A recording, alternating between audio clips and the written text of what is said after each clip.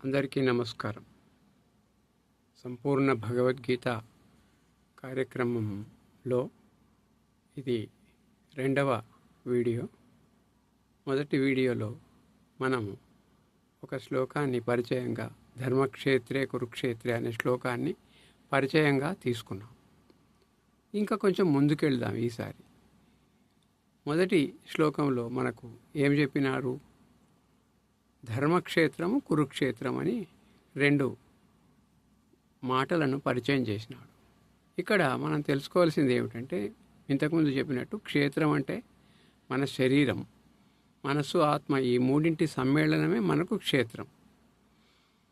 ఇంకొక అర్థం ఏముంది అనంటే, క్షేత్రం అంటే పొలం అనే అర్థం చెప్పుకున్నాం.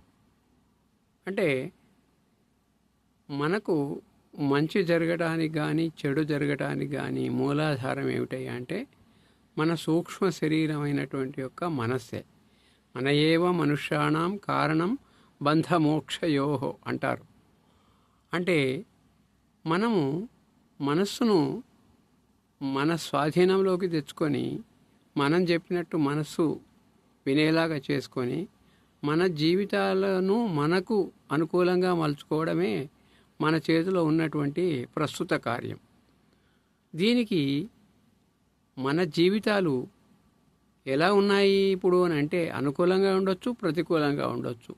అంటే సుఖదుఖాలు సిద్ధిస్తాయి, సుఖము సిద్ధిస్తుంది, దుఃఖము సిద్ధిస్తుంది. అప్పుడప్పుడు ఆందోళనలు, ఒత్తిళ్ళు, అనేకమైనటువంటి అశాంతి మనకు కలుగుతుంది.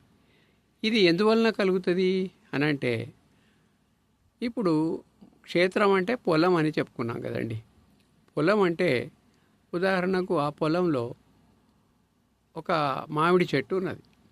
మామిడి చెట్టు ఉన్నది అని అంటే దానికి కాయలు కాసి పళ్ళు అయినాయి. ఆ పళ్ళను తెంపుకొని తినాలనిపిస్తుంది మనకు. మామిడి పళ్ళు అందరికీ ఇష్టమే. అయితే ఈ క్షేత్రంలో మనకు మామిడి చెట్టు వచ్చిందంటే అర్థమైంది, మనం ఎప్పుడో భూతకాలంలో మామిడి గింజను అంటే మామిడి బీజాన్ని నాటినామని అర్థం. ఆ మామిడి బీజాన్ని నాటినందువల్లనే మనకు ఇప్పుడు మామిడి పండ్లు సిద్ధిస్తున్నాయి. అంటే దాని అర్థమైంది, మనకు ఇష్టమైనటువంటి సంఘటనలు, సుఖాలు, ఆరోగ్యము, సంపద, శాంతి ఇవన్నీ మనకు కలుగుతున్నాయంటే అర్థమైంది, మన క్షేత్రంలో అంటే మన మనస్సులలో, మన జీవితాలలో గడిచిన కాలంలో ఏం చేసినాము అనంటే పుణ్య బీజాలను నాటడం వల్లనే మనకు సుఖము కలుగుతుంది, శాంతి కలుగుతుంది. అంటే పుణ్యం వలన మనకు కలిగేది సుఖశాంతులు, మనకి ఇష్టమైనటువంటి అన్నీ సిద్ధిస్తున్నాయి. అంటే అర్థమైంది, మన క్షేత్రాలలో పుణ్య బీజాలు నాటినాం. అలాగే మనకు ఇష్టం కాని సంఘటనలు కూడా చాలామంది జీవితాల్లో సంభవిస్తుంటాయి. అంటే దుఃఖము, అనారోగ్యము, బాధ, ఒత్తిళ్ళు, ఆందోళనలు ఇవన్నీ ఎప్పుడు సిద్ధిస్తాయి అనంటే మన క్షేత్రాలలో, మన పొలాలలో పాప బీజాల వలన పెంచిన చెట్ల వలన మనకి ఈ దుఃఖాలు కలుగుతాయి. అంటే పుణ్యం వలన అనుకూలము, పాపం వలన ప్రతికూలము అనేది తెలుసుకోవాల్సిన అంశం. మరి ఈ పుణ్య పాపాలు చేసినందువల్లనే మనకి ప్రస్తుత జీవితం ఉన్నది. మరి దీన్ని మార్చుకునే అవకాశం కావాలంటే ఎలాగా అనంటే, మన జీపీఎస్ అనేది సరిగ్గా మనం వెతుక్కోవాలి. గీతా పారాయణ సాధన అని మీకు చెప్పినట్టుగా గీతలో బోధించినటువంటి యొక్క అంశాలను క్షుణ్ణంగా అవగాహన చేసుకునే ప్రయత్నం ఇక్కడి నుంచి ప్రారంభమవుతున్నది. ఎలాగా అని అంటే, ఇప్పుడు జీవితం అంటే యుద్ధము అని తెలుసుకోవాల్సిన అవసరం ఉంది. ఈ యుద్ధంలో ఏముంటుంది? శత్రువు శక్తి సామర్థ్యాలు ఏమిటి? వ్యూఢం అంటే వ్యూహం అంటారు, దాన్ని ప్లాన్ అంటారు. ఆ శత్రువు యొక్క శక్తిని అంచనా వేసి ఆ శత్రువుని ఎలా ఓడించాలనేటువంటి యొక్క ప్రణాళికలు వేసుకుంటారన్నమాట. ఇక్కడ కూడా భగవద్గీతలో అదే ప్రణాళిక ప్రకారం ఈ శ్లోకంలో సంజయుడు చెప్తాడు. ఏమని? రెండో శ్లోకంలో వినండి ఒకసారి. దృష్ట్వాతు పాండవానీకం వ్యూఢం దుర్యోధనస్తదా ఆచార్యముపసంగమ్య రాజా వచనం అబ్రవీత్. అలాగే మూడో శ్లోకంలో పశ్చైతాం పాండుపుత్రాణం ఆచార్య మహతీంచము వ్యూఢాం ద్రుపదపుత్రేణ తవ శిష్యేన ధీమత. ఇది దుర్యోధనుడు తన గురువైనటువంటి యొక్క ద్రోణాచార్యునితోటి అనే మాట. ఏమిటి ఇది అని అంటే, మొట్టమొదలు ద్రోణాచార్యుని దగ్గరికి పోయి దుర్యోధనుడు చెప్తున్నాడు. రాజ్యసభలో ఉన్నప్పుడు ఏం చేసేవాడు? ద్రోణాచార్యుని సభకు పిలిపించేవాడు. ఇక్కడ ఏమైంది? ద్రోణాచార్యుని దగ్గరికే తను వెళ్ళాడు. ఇది యుద్ధం కాబట్టి పరిస్థితులకు అనుకూలంగా ప్రవర్తించడం అనేది ఒకటి. ఇప్పుడు ఆయన దగ్గరికి పోయి ఏమని చెప్తున్నాడు? పాండవుల యొక్క సేన ఎంత బలమైంది అని చెప్తున్నాడు. పాండవుల యొక్క సేన దృష్టద్యుమ్నుడు అనే సేనాధిపతి ద్వారా తయారైంది. ఆ దృష్టద్యుమ్నుడు ఎవరో కాదు, మీకు తెలిసిందే. మీకు మొదట్లా స్నేహితుడిగా ఉండి తర్వాత శత్రువుగా మారిన ద్రుపదుని యొక్క పుత్రుడు దృష్టద్యుమ్నుడు. ఎందుకు చెప్తున్నాడంటే, శత్రువు యొక్క శక్తిని చెప్పడానికి, ఆ శత్రువు మీద తనకున్నటువంటి యొక్క ప్రతీకారం తీర్చుకునే వాంఛను పెంచడానికి ఇలాగా శత్రువుల యొక్క శక్తిని ఎక్కువ చేసి చెప్తున్నాడు దుర్యోధనుడు ద్రోణాచార్యునికి. ద్రోణాచార్యుడు ద్రుపదుడు ఇద్దరు ఒకప్పుడు మంచి మిత్రులే.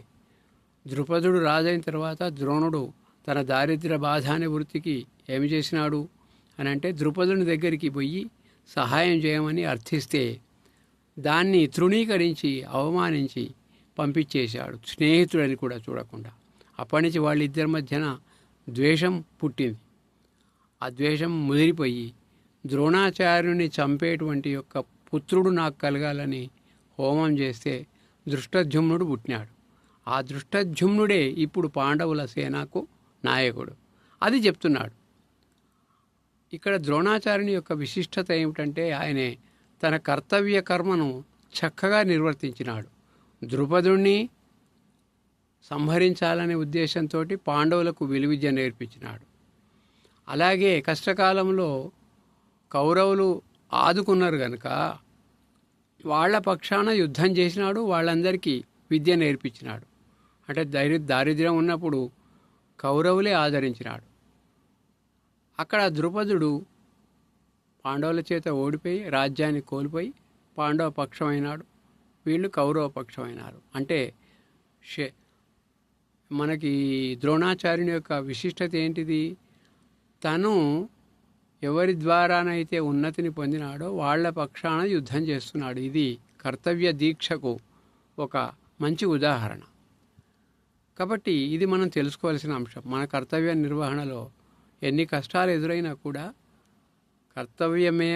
కర్తవ్యం ప్రాణై కంఠగతైరపి నకర్తవ్యం ప్రాణై కంఠగతైరపి అని చెప్తారు. కర్తవ్యం ప్రాణం పోయినా చేయాలి, చేయకూడదు ప్రాణం పోయినా చేయకుండా ఉండాలి అని చెప్తారు పెద్దలు. కాబట్టి ఈ ద్రోణాచార్యుడు దగ్గరికి దుర్యోధనుడు ప్రవేశించి చెప్తున్నాడంటే, శత్రువుల యొక్క శక్తిని ఎంత ఉన్నది, మన శక్తి ఎంత ఉండాలి అని కొంచెం రెచ్చగొట్టినట్టు చేస్తున్నాడు. మనం కూడా బాగా బలంగా యుద్ధం చేయాలి అనేటువంటి ఉద్దేశంతో. ఇంకొకటి ఏమిటంటే, ఇక్కడ ఒక యుద్ధంలో గెలవటానికి ఒక పద్ధతి ప్రకారం ఇటు కౌరవులు అటు పాండవులు వ్యూహాలు వేసుకున్నారు. మన జీవితం కూడా ఒక యుద్ధమే. మనం కూడా ఒక వ్యూహం ప్రకారం పోవాలి. మన వ్యూహం ఏమిటి?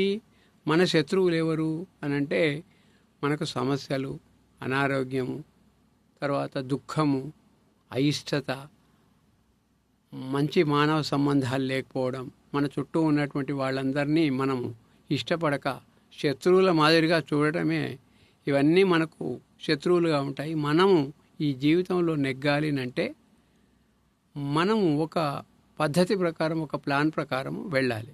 ఎలాగా ఆ ప్లాన్ వెళ్ళాలి అనంటే, మనకు జీవితం సిద్ధించింది మనం చేసుకున్న సంచిత కర్మ వలన. ఇప్పుడు అనుభవిస్తున్నది ప్రారబ్ధ కర్మ. అంటే ఇంతకుముందు మీకు మామిడి పండ్లు అని చెప్పినా కదండి. మామిడి పండ్లు ఎలా వచ్చినాయి మనకు అనంటే, మామిడి విత్తనం నాటడం వల్ల వచ్చినాయి. సో మన జీవితాల్లో కూడా రాబోయే కాలంలో ఇష్టమైనటువంటి యొక్క ఫలాలు రావాలంటే ప్రస్తుత జీవితంలో ప్రారబ్ధం అనుభవిస్తూ మంచి పనులు, పుణ్యకర్మలు, సత్కర్మాచరణ చేయాలి, ధర్మాచరణ చేయాలి. ధర్మకర్మలు ఆచరించాలి మొదటి శ్లోకంలో చెప్పినట్టు. కాబట్టి ధర్మకర్మాచరణ ప్రస్తుత ప్రారంభంలో చేస్తే రాబోయే కాలంలో కూడా మన జీవితాలు అద్భుతంగా ఉంటాయి. చివరిదాకా శాంతితోటి సంతోషంతో జీవించవచ్చు. కాబట్టి ఇంత విశేషము ఈ శ్లోకాలలో చెప్పబడింది. దీన్ని అనుసరిస్తూ ఆచరిస్తూ ఇంకా ఇంకా నేర్చుకొని ముందుకెళ్ళి భగవంతుని అనుగ్రహానికి పాత్రులమై మన జీవితాలను సుఖ సంతోషాలతోటి నింపుకుందామనే ప్రయత్నం చేద్దాం. నమస్కారం.